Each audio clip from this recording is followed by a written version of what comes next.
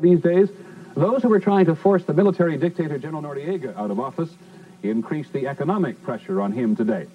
As ABC's John Quinones reports, today's general strike seemed to be fairly effective. Throughout Panama City today, most stores were shut down. Work at major factories was at a standstill. Despite the heavy military presence on the streets, the opposition is calling their general strike a success. And that means more pressure on General Noriega to resign. No hay dinero. We have no money, this man says, but will sacrifice as long as it takes for Noriega to fall. But Noriega refuses to fall. Negotiations toward his departure have failed because the general wants the drug indictments against him dropped, he wants to name his successor, and he wants to stay in Panama. The opposition says those demands are unacceptable. Roderick Esquivel is the Panamanian vice president who was ousted by Noriega last year. The only way to remove the general from power, he says, is through an uprising within the military. You don't negotiate evil. You punish it.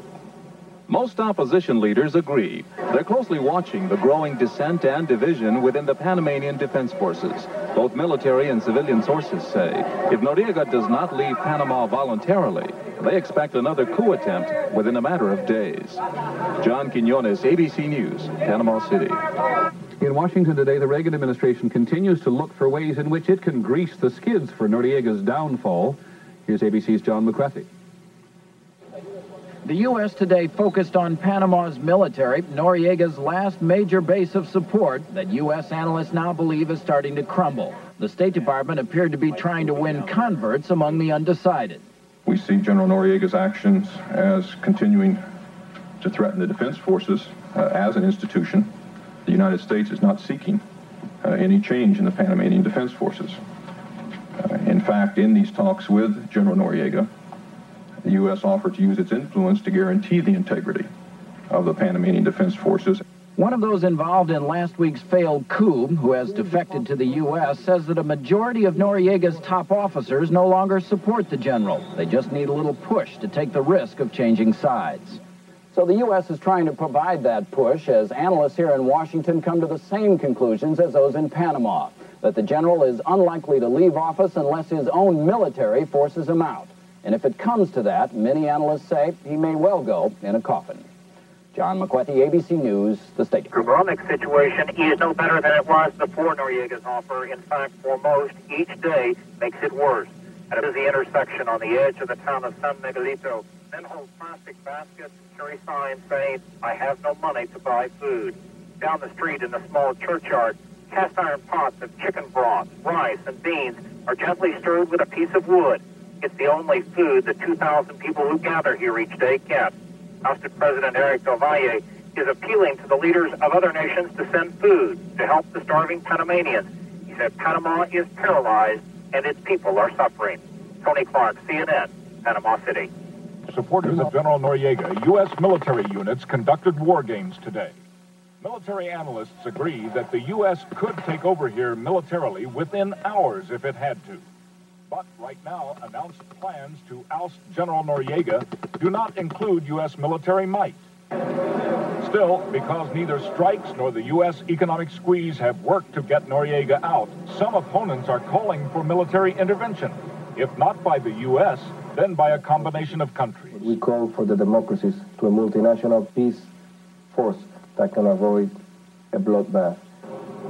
But today, it was American security forces and ammunition that arrived, brought by a U.S. military C-141 jet.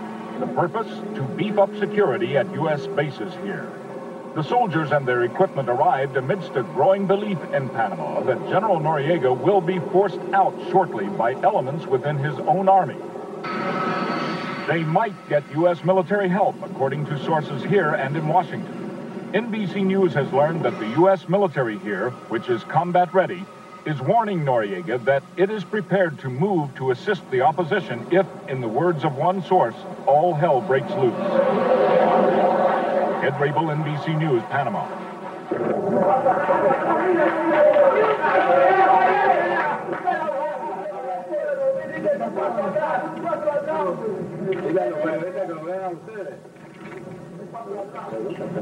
General, algunas acciones en curso. General,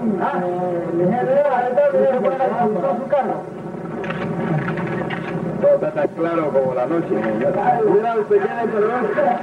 ¿Le gustó? Yo soy panameño, no gringo. La puerta de los pueblos del mundo es que aquí en Panamá se está librando la última batalla de la dignidad de la presencia anticolonialista del mundo. Said that General Noriega should leave the country, no ifs, ands, or buts. In Panama, the general was making it clear that dictators never go gently into the night, and so the pressure continues. ABC's John Quinones is in Panama City. Panama City's business district is virtually paralyzed. Even the government admits that 95% of all shops and businesses are shut down. And now gas stations are taking part in the strike. What does General Noriega think of all of this? He blames the U.S. I accuse you, the United States, of trying to create another Vietnam, he says. You want your youth to fight our people and spill their blood in Panama.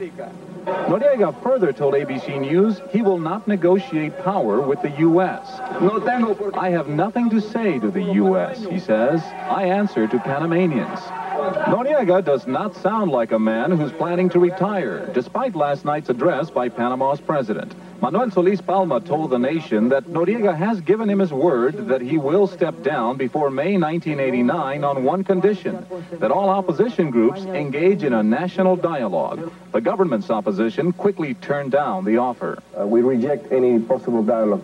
We cannot talk with the people who don't respect the law and the Constitution. Noriega's supporters insist he can stay in power indefinitely, that there's only one way for the U.S. to eliminate the general. And the only thing that the Department of State could do would be to kill him.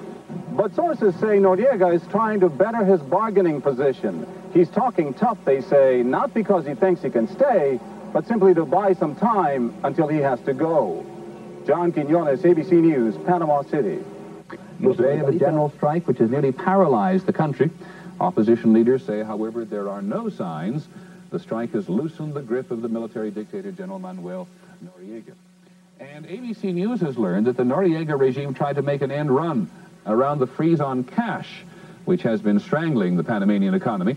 The Bank of Panama sent a letter to its creditors in the United States telling them to deposit their funds in a private account in Chase Manhattan in New York.